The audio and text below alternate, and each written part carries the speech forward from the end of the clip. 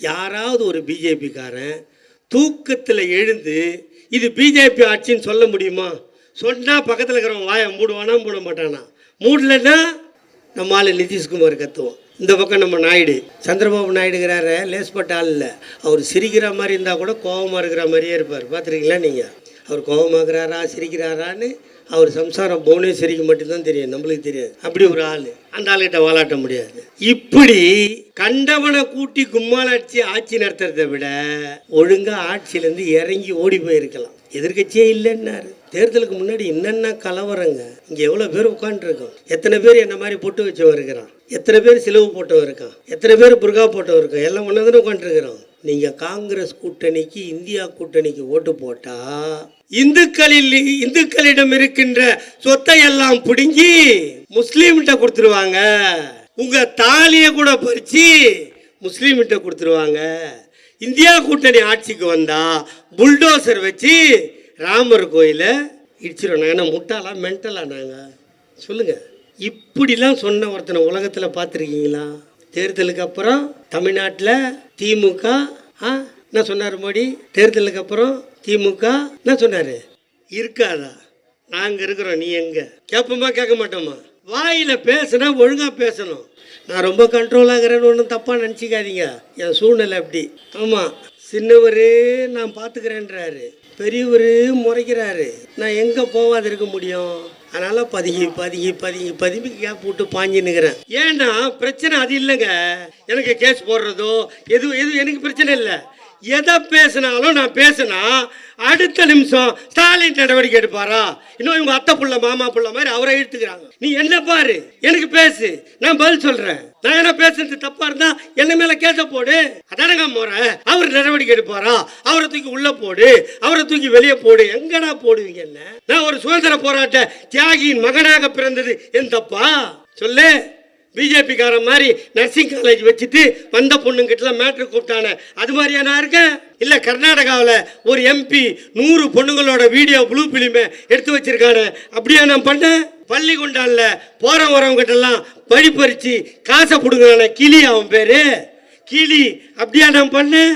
ஏங்க எல்லாத்தையும் தாண்டி மதுரை ஆதீனத்தை நீ மேட்ரு பண்ணதை வீடியோ எடுத்து வச்சுக்கிறேன், வெளியே விட்டுருவான், துட்டு கொடுன்னு கேட்கலங்க. அவன் ஒருத்தன் ஆக்குறமா கேட்டானா இல்லையா? இப்படியாடா நான் பண்றேன்? சொல்லுங்க. உத்தரப்பிரதேசத்தில் ஒருத்திய போட்டு 14 பேர் ரேப் பண்ணான், கேஸை போட்டு உள்ள போட்டான். அவனை ஒரே ஒரு ஜீவோ போட்டு 13 பேரையும் வெளியே கூப்பிட்டு வந்து தியாகி மாதிரி மாலை போடல.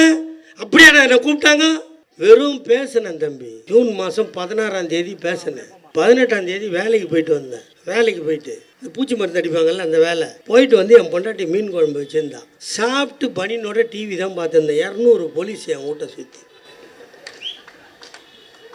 நான் சொல்கிறேன், யோ எனக்கு கால் நொண்டியா, ஓடலாம் மாட்டேன், இவ்வளோ பேர் வானாயா, முதலமைச்சர் உத்தரவு உன்னை தூக்காத போக மாட்டேன்றான். நான் லுங்கியா வந்துட்டு பேண்ட் போடணுமா இல்லையா? அது கூட வீட்டில் ரூம் உள்ள வரான். ரூம் உள்ள வந்தோன்னா பக்கத்தில் ஒரு டோர் இருந்தில்ல, அதை ஆட்டுறான். யோ அது என் தம்பி வீடு, அவன் வந்து செருப்பால் அடிப்பான், அந்த டோர் ஆட்டாத என்ன.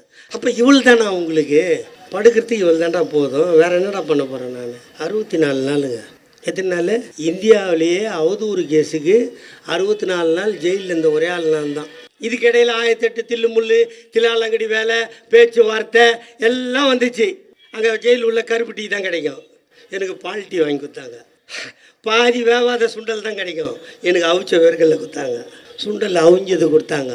நல்லா உட்காந்து நிம்மதியாக சாப்பிட்டேன். சாப்பிட்டுட்டு கடைசியாக சொன்ன 2.25 மணி நேரம் ஆச்சு. எல்லாம் நல்லா இருக்குது, வயசும் 65 ஆக போகுது, நீ சொல்கிறது ஜாலி, எல்லாம் கலர் கலராக கனவுலாம் காட்டுற, நல்லா தான் இருக்குது, அப்பாவை சேஞ்ச் பண்ணோம், இவ்வளோ தானே, அதையும் பண்ணிடலாம், எங்கள் அம்மா வேசி ஆகிடுவாள், என்ன பண்ணலான்னு கேட்டேன். யோ நீங்களாம் ஜென்மத்துக்கு திருந்த மாட்டீங்கன்னா ஓடா வேலையை போய் பாடுறா. ஒரு அப்பன் ஒரு ஆத்தா ஒரு சம்சாரம் குழந்தை, இவ்வளோ தான் வாழணும். மாறி மாறி வாழறதுக்கு வேற ஒன்றா லொக்காலிட்டி இருப்பான், அங்கே போடான்னு கலகலை. ஏனென்றால் இந்த ஆட்சியும் கட்சியையும் விட்டால் இந்த தமிழ் மண்ணை காப்பாற்ற நாதி இல்லை. மாவட்ட கழக செயலாளர் பேசும்போது சொன்னார், இன்று நட்சத்திர பேச்சாளர், ஸ்டார் பேச்சாளர், மீம்ஸ்களில் கொடிகட்டி பரப்பவன் என்றெல்லாம் சொன்னார்கள். ஆனால் என்னை பொறுத்தவரை எங்கள் தாத்தா கலைஞரின் பேரன் என்று சொல்வதை மட்டும்தான் உயர்வாக கருதுவேனே தவிர அதை சொல்வதை எவனாவது தடுக்க நினைத்தால், எவனாவது குறுக்கே வந்தால் அவன் கருத்தை வாயால் கடித்து கொலை செய்வேனே தவிர அவன் காலை பிடித்து மண்டியிட மாட்டேன் என்பதை இந்த மேடையில் உறுதியோடும் உண்மையோடும் சொல்ல கடமைப்பட்டிருக்கிறேன். 100 ஆண்டு முடிந்து விட்டது எங்கள் தாத்தா கலைஞருக்கு. 101வது ஆண்டில் அடியெடுத்து வைத்திருக்கிறோம்.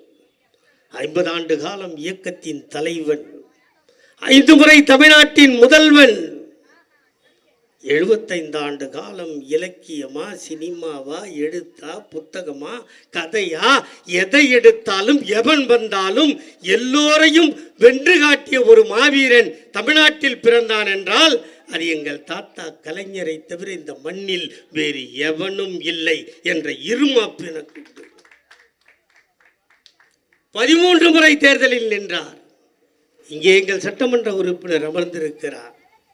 தேர்தலில் நின்றால் வெற்றி பெறுவதற்கு எப்படி முட்டி போட்டு மேயணும்னு அவர்கிட்ட கேளுங்க. வேலை பார்த்த பகுதி செயலாளர்கிட்ட கேளுங்க. இங்கே நின்று இருக்கிற ஜெய்சங்கரோட ஒய்ஃபையும் ஜெய்சங்கரையும் கேளுங்க, இந்த வார்டில் கவுன்சிலராக ஜெயிக்க என்ன பாடுன்னு. ஆனால் உலகத்தில் ஒரு தலைவன் 13 தேர்தலை சந்திக்கிறார், 13 தேர்தலிலும் வெற்றி பெறுகிறார். 13 முறையும் தன்னை எதிர்த்து போட்டியிடுவனுக்கெல்லாம் தோல்வியை மட்டும் பரிசாக தந்த தலைவன் உலகில் ஒருவன் உண்டென்றால் எங்கள் தாத்தா கலைஞரை தவிர வேறு எவனும் இல்லை. 1957 குளித்தலையில் நின்றார், தர்மலிங்கத்தை வென்றார். 62 தஞ்சாவூரில் நின்றார், பரிசுத்த நாடாரை வென்றார். 67 சைதாப்பேட்டையில் நின்றார், எஸ்ஜி விநாயகமூர்த்தியை வென்றார். 71 மீண்டும் அதே சைதாப்பேட்டையில் நின்றார், குடந்தை ராமலிங்கத்தை வென்றார். 77 அண்ணா நகரில் நின்றார், கிருஷ்ணமூர்த்தியை வென்றார். 80 மீண்டும் அதே அண்ணா நகரில் நின்றார், HV அண்டேவை வென்றார். 89 துறைமுகத்தில் நின்றார், வக்காப்பை வென்றார். 91 மீண்டும் துறைமுகத்தில் நின்றார், கா சுப்புவை வென்றார். 96 சேப்பாக்கத்தில் நின்றார், நெல்லை கண்ணனை வென்றார். 2021 தாமோதரனை வென்றார். 2011 தாவூத் மியான்கானை வென்றார். 2011 தான் பிறந்த திருவாரூர் மண்ணில் நின்றார், குடவாசல் ராஜேந்திரனை வென்றார். 2016 மீண்டும் திருவாரூரில் நின்றார், பன்னீர்செல்வத்தை வென்றார். இப்படி 13 தேர்தல்களில். இதை சொல்றதுக்கே எனக்கு மூச்சு வாங்குதில்லை. எங்கள் தாத்தா கலைஞருக்கு மூச்சே வாங்கலை. அவரை ஆட்டவோ அசைக்கவோ எவனும் இந்த மண்ணில் பிறக்கவும் இல்லை. 13 தேர்தல் முடிஞ்சது, வெற்றி ஆயிடுச்சு. தாத்தா கலைஞருக்கு இது என்ன ஜெயக்குமார் மாதிரியே கவுந்துக்குது, நான் தூக்கி தூக்கி நிற்க வைக்கிறதாகுது. நான் ரொம்ப நேரமாக நிமித்தி பார்க்குறேன். இந்த தனபாலில் ஒரு சபாநாயகர் இருந்தார்ல, அண்ணனை கேளுங்களேன். பைல்ஸ் நோய் வந்த மாதிரியே கலப்பிக்கின்னு தான் உட்காந்துருப்பாங்க அம்மா எதிர்க்க. கவுந்தவன் தான். அப்படி இது கவுந்துக்குது. 13 தேர்தல் நின்றார், வென்றார். ஆனால் உடம்பு சரியில்லாமல் போச்சு. எங்கள் தாத்தாவுக்கு உடம்பு சரியில்லைன்னா ஆஸ்பத்திரிக்கு போனார். ஆஸ்பத்திரிக்கு போனதை நீங்கள் பார்த்துருப்பீங்க.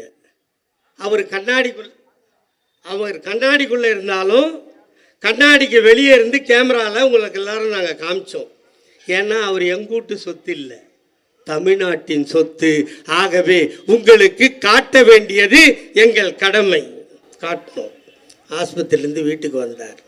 அப்போ ஒரு அதிமுககாரன் என்கிட்ட வந்து கேட்டான், அவ்வளோதானா உங்கள் ஆள், அவ்வளோதானா, ஏண்டான்னு. பேச்சு வரலையாமே அப்படின்னா. நான் சொன்னேன், அதை பாடுற அவர் பேசுகிறாரு பாடுறான்னு. என்ன பண்ணுறாருன்னு கேட்டான். அவர் என்ன பண்ணுறாரு நீ பாருன்னு. கிரிக்கெட் விளாட்றாரு.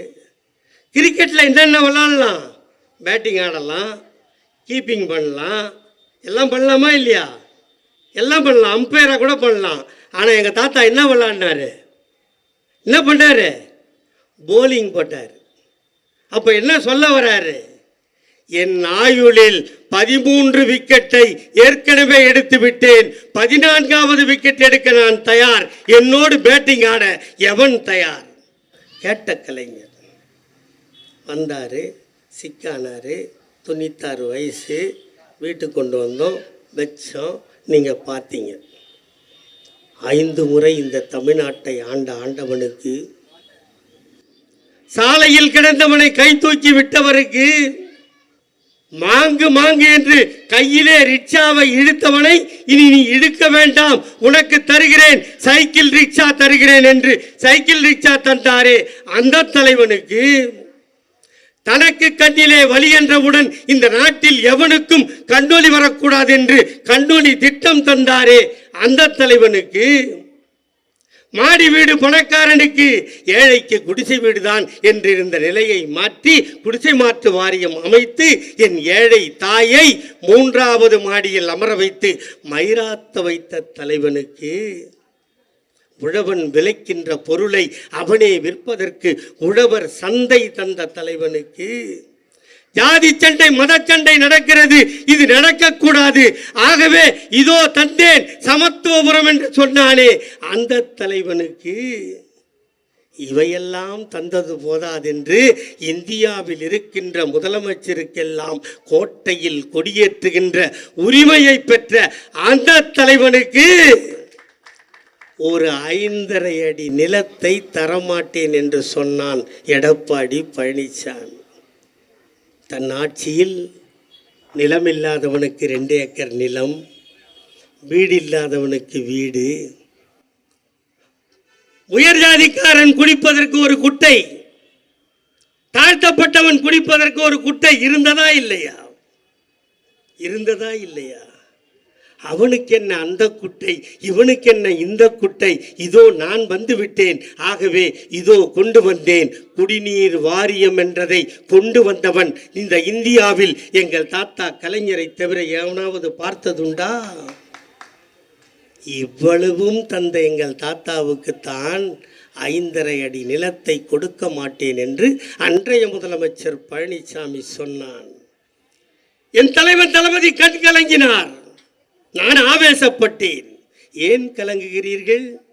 அவனிடம் பிச்சை எடுத்து புதைத்தால் எங்கள் தாத்தா கலைஞர் அங்கே உறங்க மாட்டார், இரவோடு இரவாக வேறு இடம் வந்து விடுவார், அவரிடத்தை அவரே தேர்வு செய்வார். வழக்கு மன்றம் போனார், போராடினார், சட்ட போராட்டம் நடத்தினார். அங்கே சட்டம் வென்றது, அனுமதி கிடைத்தது. அதுவரை வாடியிருந்த எங்கள் தாத்தா கலைஞரின் முகம் தீர்ப்பு வந்தவுடன் அவர் முகம் மலர்ந்ததை பார்த்தீர்களா? அதையும் அந்த இடத்தையும் போராடி பெற்ற ஒரு தலைவன் உலகத்தில் உண்டென்றால் எங்கள் தாத்தா கலைஞரை தவிர இந்த மண்ணில் எவனும் கிடையாது. அவ்வளவு புகழ் பெற்றவர். இந்த நாட்டில் எந்த தவறும் நடந்துவிடக் கூடாது என்று பாடுபட்டு இவர்களுக்கு மட்டுமா எல்லாவற்றையும் கொடுத்தார்? இந்த நாட்டில் நாம் எல்லாம் சொன்னோம், அதோ போறான் நொண்டி, அதோ போறான் டபுக்கு, அதோ போறான் டப்ஸா, சொன்னமா இல்லையா? அவனை பார்த்து எவனாவது பரிதாபப்பட்டோமா? இல்லை அவன்தான் கேட்டானா? எவனும் கேட்கவில்லை. ஆனால் அவர்களை பார்த்து எங்கள் தாத்தா பரிதாபப்பட்டார், அவனை அழைத்தார். இன்று முதல் நீ நொண்டி அல்ல, நீ டப்ஸா இல்ல, நீ டபுக்கு இல்ல, உனக்கும் ஒரு அற்புதமான பெயர் வைக்கிறேன். இன்று முதல் நீ மாற்றுத்திறனாளி என்று பெயர் வைத்து அவனுக்கும் நலவாரியம் தந்த தாத்தா எங்கள் டாக்டர் கலைஞர் தானே. அதோ போறான் பொட்டை, அதோ போறான் 9, சொன்னமா இல்லையா? கைத்தட்டி கூப்பிட்டீங்களா இல்லையா? அவனுக்கு 10 காசு போட்டோமா போடலை, அவனாவது கேட்டானா? கேட்கல. ஆனால் அவனையெல்லாம் அழைத்து எங்கள் தாத்தா டாக்டர் கலைஞர் சொன்னார், இன்று முதல் நீ பொட்டை இல்லை, நீ 9 அல்ல, உனக்கும் அழகான பெயர் வைக்கிறேன். இன்று முதல் நீங்கள் திருநங்கைகள், திருநம்பிகள் என்று பெயர் சூட்டி அவர்களுக்கும் நலவாரியம் தந்தார். இதையும் தாண்டி புருஷன் இறந்து விட்டா அவளுக்கு என்ன பேரு? புருஷன் செத்து போயிட்டா அவளுக்கு என்ன பேரு? விதவை இல்லையா? விதவை என்ற சொல்லில் பொட்டில்லை என்று ஆதங்கள் பட்ட எங்கள் தாத்தா கலைஞர் இனி விதவை என்று சொல்ல வேண்டாம், அவர்களை கைம்பெண் என்று சொன்னால் 1 பொட்டல்ல 2 பொட்டு வருகிறது என்று தாலி அறுத்தவளுக்கும் தன்மான பொட்டை வைத்த ஒரு தலைவன் இந்த உலகத்தில் உண்டென்றால் அது எங்கள் தாத்தா கலைஞரை தவிர வேறு யாராவது பார்த்திருப்பீர்களா? இவ்வளவும் தந்த எங்கள் தாத்தா, 5 முறை தமிழ்நாட்டை ஆண்ட எங்கள் தாத்தா மறைவுக்கு பின்னால் இந்த இயக்கத்தின் தலைவராக எங்கள் அண்ணன் தளபதி வந்தார். தமிழ்நாட்டில் எத்தனையோ முதலமைச்சரை பார்த்திருப்பீர்கள். எல்லோரும் 50 வயதுக்குள் முதலமைச்சர் ஆக்கிவிட்டார்கள், எங்கள் தாத்தா கலைஞர் உட்பட. 69 வயது கடந்து 70வது வயதில் அடியெடுத்து வைக்கும் போதுதான் எங்கள் அண்ணன் தளபதி முதலமைச்சரானார். அந்த முதலமைச்சர் ஆகிறதுக்கு முன்னாடி எத்தனை பேர் ஜோசியக்காரனுக்கு பிள்ளையா மாறிட்டான் தெரியுமா உங்களுக்கு? எவன் பாரு, அந்த மதுரையில் இருப்பான் செல்லூர் ராஜின்னு ஒருத்தன், 6 கலரில் பொட்டு வச்சுருப்பான். அப்படியே பார்த்தீங்கன்னா கிளி ஜோசியக்காரன் பிள்ளை மாதிரியே இருப்பான். தம்பிக்கு கட்டம் சரியில்லையே, ஏண்டா உன்னை நான் ஜோசியம் பார்க்க கூப்பிட்டோம். எல்லாரும் இதே பல்லவி, ஒரு அப்பன் புகழ புள்ள காப்பாற்றுவான்றதுக்கு இதான் அடையாளம். தாத்தா கலைஞர் 89 சீட்டு வச்சுட்டு போனாரா? 89 சட்டமன்ற உறுப்பினர், நாடாளுமன்றத்தில் நமக்கு இடமில்லை. ஆனால் அந்த 89 சீட்டை 101 ஆக்கி காட்டியவர் நமது அண்ணன் தளபதி அவர்கள். பாராளுமன்ற தேர்தல் வந்தது, ஒரு இடத்தை தவிர எல்லா இடத்தையும் ஜெயிச்சோம். உள்ளாட்சி தேர்தல் வந்தது, வென்று காட்டினோம். நகர்ப்புற உள்ளாட்சி தேர்தல் வந்தது, வென்று காட்டினோம். சட்டமன்ற தேர்தல் வந்தது, வென்று காட்டினோம். இப்போது மீண்டும் பாராளுமன்ற தேர்தல் வந்தது, ஒன்றை கூட விடாம சுத்தமாக எடுத்து 40க்கு 40 அடித்த ஒரு தலைவன் இந்தியாவில் எங்கள் தலைவன் தளபதியை தவிர யாராவது பார்த்தீங்களா? இந்தியா கூட்டணி தானே இந்தியா புழுக்க இருந்ததா இல்லையா? இந்தியா கூட்டணியில் ஒரு மாநிலத்தை கழுவி கவுத்த ஒரு ஆம்பளை உண்டுன்னா அது எங்கள் அண்ணன் தளபதியை தவிர எவனும் இல்லை. ஆந்திராவில் வந்தான், தெலுங்கானாவில் வந்தான், கர்நாடகாவில் வந்தான், காலே வைக்க முடியாத கேரளாவில் ஒரு நடிகரை வச்சு வந்தான். ஆனால் அவன் மயிரை பிடுங்க முடியாத ஒரு தலைவன் இந்தியாவில் உண்டுன்னா அது எங்கள் அண்ணன் தளபதி தான். ஜெயிச்சு காமிச்சோமா இல்லையா? தேர்தல் முடிஞ்சிருச்சு, 4ஆம் தேதி ஓட்டு என்றாங்க இல்லையாப்பா? ஜூன் 4. ஜூன் 4க்கு முன்னாடி ஒரு நாள் கோர்ட்டு. நம்மளுக்கு தான் எந்த கோர்ட்டில் எப்போ கேஸுன்னு எனக்கு தெரியவே தெரியாது. நைட்டு போய் டைரி பார்த்து சொன்னால் தான் உண்டு எனக்கு, நாளைக்கு இந்த கோர்ட்டு. தேர்தலில் ஓட்டு எண்ணுறதுக்கு முன்னாடி எக்மோர் கோர்ட்டில் ஒரு கேஸு. அதுக்கு நான் போனால் இந்த மத்திய சென்னையில் பிஜேபியில் நின்னால ஒரு கேண்டிடேட்டு, அதான் அங்கே எதுக்கோ திட்டு கேஸுக்கு வந்துருப்பான் போகுது. அங்கே போய் மைக்கை நீட்டான், அவன் சொல்கிறான் 4ஆம் தேதி ஓட்டு எண்ண போகிறாங்க.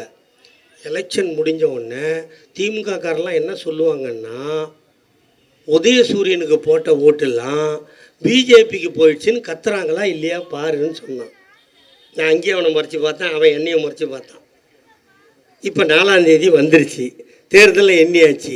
பிஜேபிக்கு போட்ட ஓட்டெலாம் சூரியனுக்கு வந்ததா? சூரியனுக்கு போட்டதெல்லாம் பிஜேபிக்கு போச்சா? இது 40 ஜெயிச்சாச்சு. என்ன சொல்லணும்?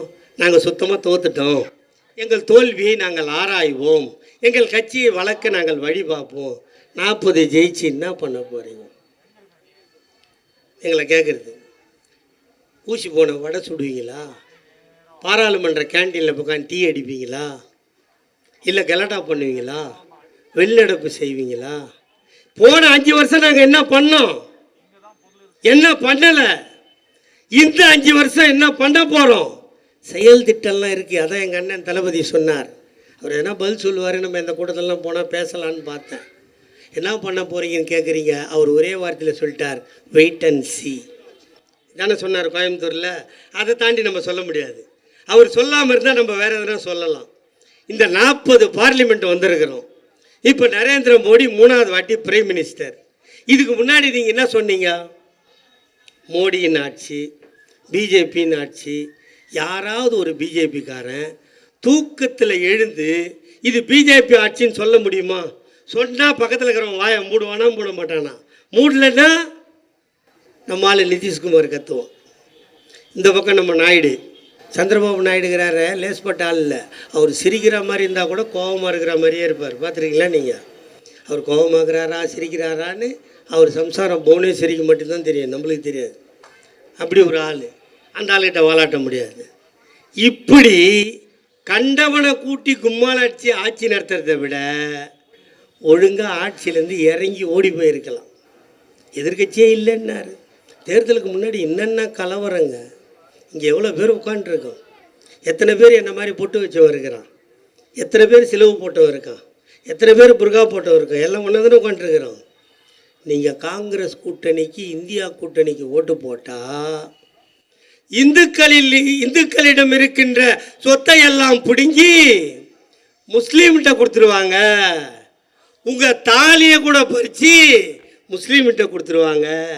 இந்தியா கூட்டணி ஆட்சிக்கு வந்தால் புல்டோசர் வச்சு ராமர் கோயிலை இடிச்சிடும். நாங்கள் என்ன முட்டாளா மென்டலா நாங்கள்?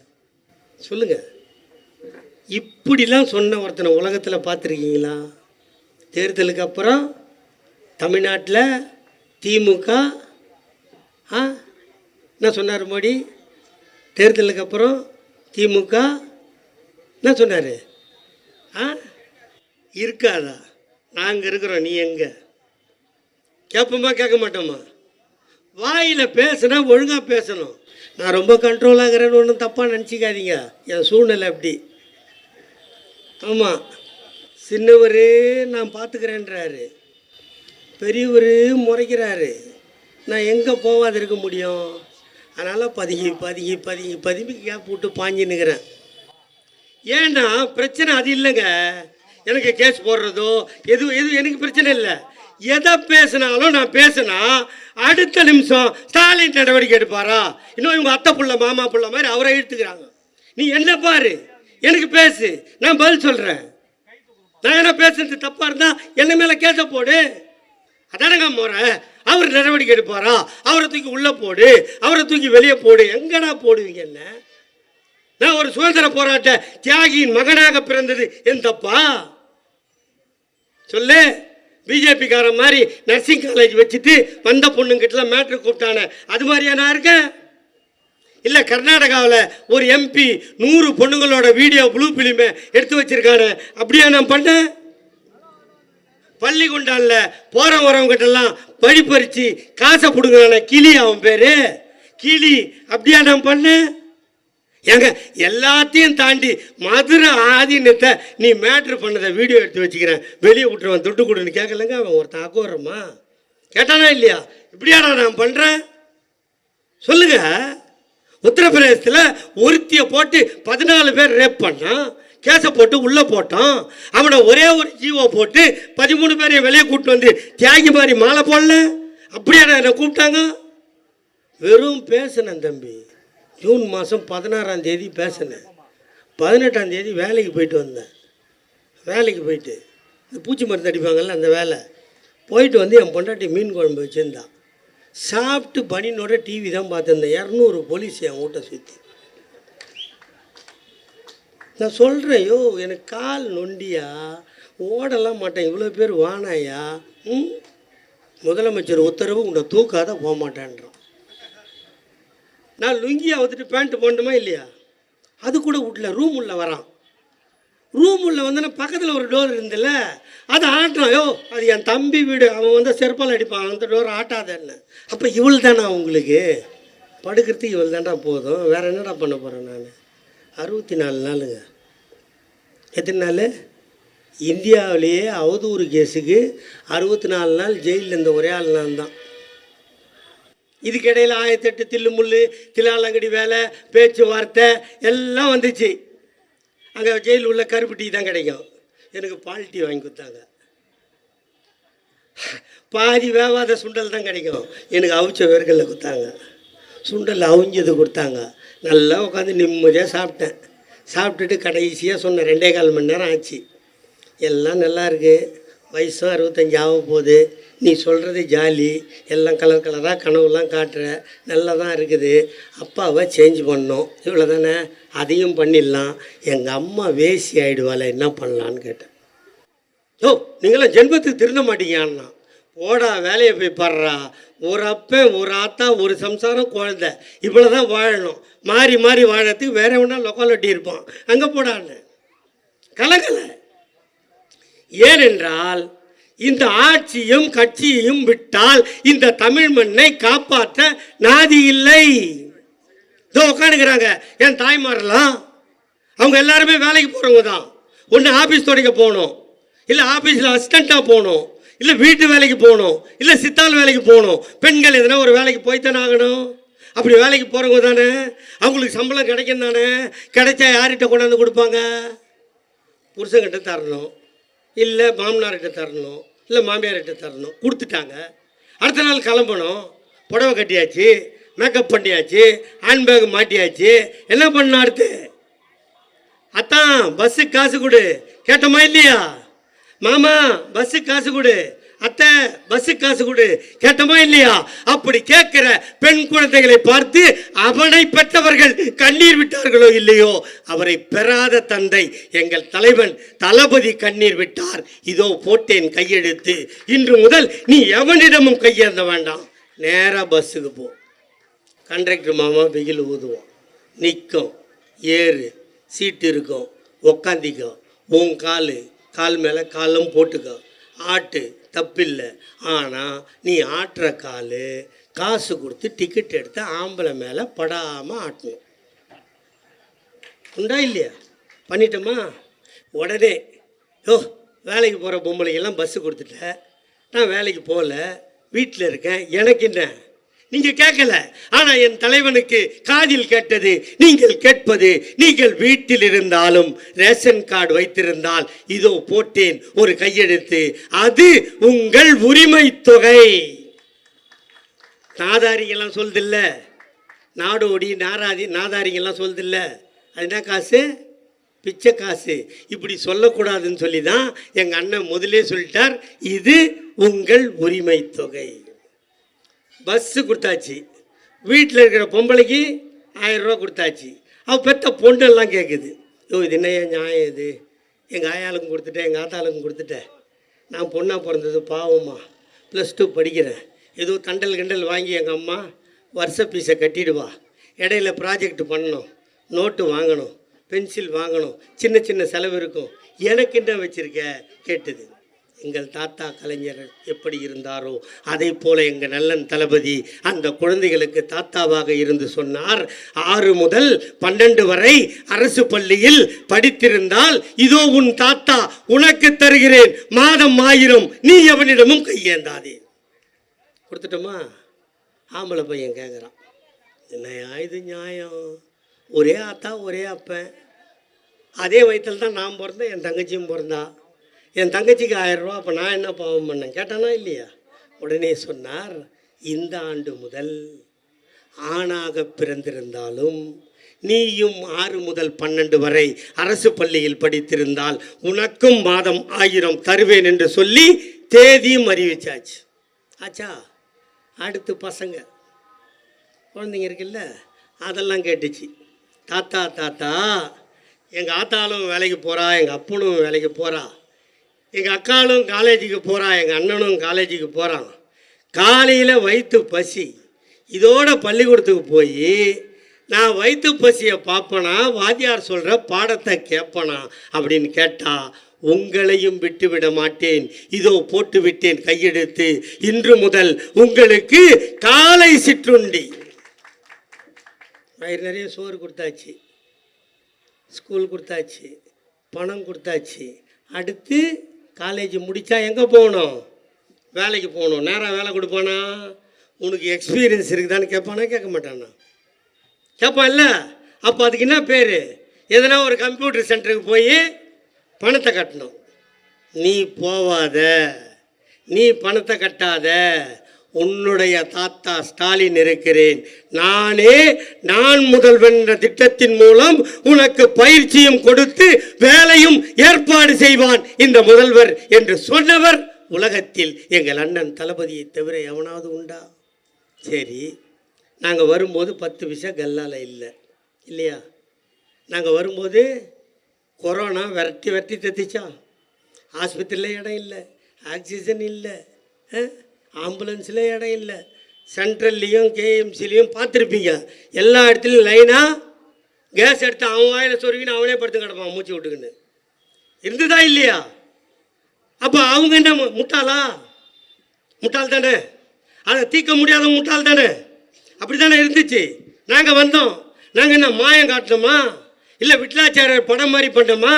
இல்லை, நாங்கள் வந்தோம். எங்கெல்லாம் அரசாங்க கட்டிடம் கட்டப்பட்டு கொண்டிருக்கிறதோ அதையெல்லாம் ஆஸ்பத்திரியாக மாற்றினோம். இங்கிருந்து எந்த ஊருக்கும் கேஸ் போகக்கூடாது என்று தடுத்தோம். தடுத்தமா இல்லையா?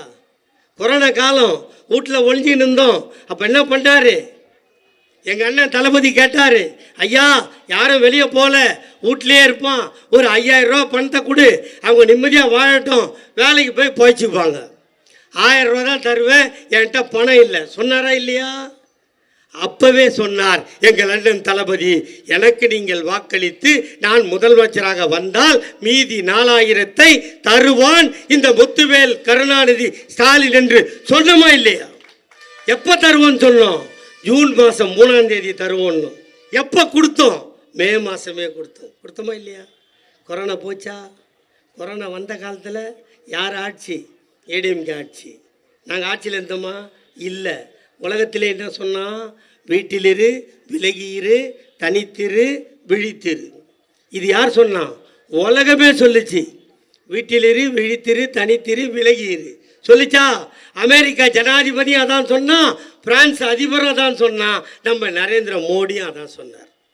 அதனால தான் அவர் 1 வருஷமாக சேவிங் பண்ணாமல் அந்த முடியை 1 கிலோமீட்டர் வளர்த்து வச்சுருந்தார். பார்பர் வந்தால் கொரோனா வந்துடும், செத்து போயிடுவோன்னு பார்பரையே சேர்க்கலை. நம்ம எடப்பாடி பழனிசாமி கதவை உள்பக்கம் தாப்பால் போட்டுக்கினார். ஈரோட்டில் ஒரு மந்திரி என்னை பார்க்க யாரும் வராதன்னு அவரும் கதவு சாத்திக்கினார். ஆனால் உலகத்தில் ஒரே ஒரு தலைவன் சொன்னான், ஒன்றிணைவோம் வா என்று அழைத்த உலகத்தில் ஒரே தலைவன் எங்கள் அண்ணன் தளபதியை தவிர வேறு எவனும் இல்லை. அழைச்சோம், அதோடு விட்டோமா? ஒரு தொலைபேசி எண்ணை கொடுத்து அந்த எண்ணில் எங்களை அழைத்தால் உங்களுக்கு தேவையானவற்றை கொடுப்போம் என்று சொன்னோம். கொடுத்தோமா இல்லையா? என்ன கேட்டாலும் கொடுத்தோம். அப்படி கொடுத்து எங்களில் பல உயிர்களை கொடுத்தோம். அந்த டி நகர் எம்எல்ஏ அண்ணன் ஜே அன்பழகனை பறிகொடுத்தோம். பல பேர் செத்து போனார்கள். எங்கள் உயிரை கொடுத்து இந்த மக்களை காப்பாற்றுகின்ற ஒரு இயக்கம் இந்தியாவில் திராவிட முன்னேற்ற கழகத்தை தவிர வேறு எவனும் இல்லை.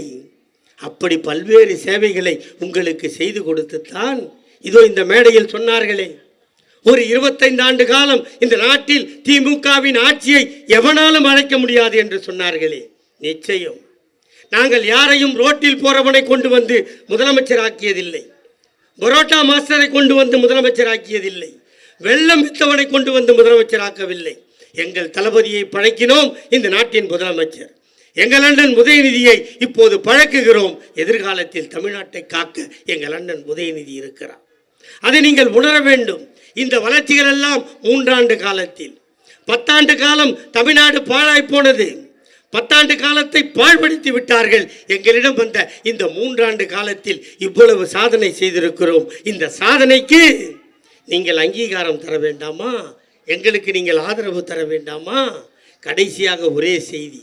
என்னை எல்லோரும் கேட்டார்கள், 72 வயதாகிறது அண்ணன் தளபதிக்கு, எப்படி இப்படியெல்லாம் சுற்றுகிறார் முடியுமா என்று கேட்டார்கள். அப்படி சுற்றினால் அவர் கலைஞரின் பிள்ளை, இல்லை என்றால் இல்லை என்று சொன்னேன். ஏன் என்று கேட்டான். நீங்கள் 1952 பராசக்தி படம் வந்திருக்கும், அதை நீங்கள் பார்த்திருப்பீர்கள். அதுவரை படம் வந்தது 20 பாட்டு, 5 பாட்டுக்கு தூங்கணுமா இல்லையா? ஆனால் பராசக்தி என்ற படம் வந்தவருக்கு பின்னால் தான் 2.5 மணி நேரம் கண்ணை சிமிட்டாமல் படம் பார்க்க வைத்த தலைவன் எங்கள் தாத்தா டாக்டர் கலைஞர். அப்படி என்றால் எவனோ கடையில் விற்கிற மையை வாங்கி கலைஞர் தாத்தா கையில் இருக்கிற பேனாவில் ஊற்றுனா அந்த கைப்பட்ட மைக்கு அவ்வளோ பவர் இருந்தா, எங்கள் தாத்தா சொந்தமாக ஊற்றின மையி எங்கள் அண்ணன் தளபதி அவருக்கு எவ்வளோ பவர் இருக்குன்றதை நீங்கள் நினைத்து வைத்துக் கொள்ளுங்கள். இன்று இந்த நாட்டை காப்பாற்றுவார் எங்கள் அண்ணன் தளபதி, நாளை இந்த நாட்டை காப்பாற்றுவார் எங்கள் அண்ணன் உதயநிதி. எப்போதும் நிற்பீர், துணை நிற்பீர். உங்களுக்காக நாங்கள், எங்களுக்காக நீங்கள் உழைத்து இந்த நாட்டை நாமும் சேர்ந்து முன்னேற்றுவோம். வாய்ப்புக்கு நன்றி. வெல்க தமிழ். வணக்கம்.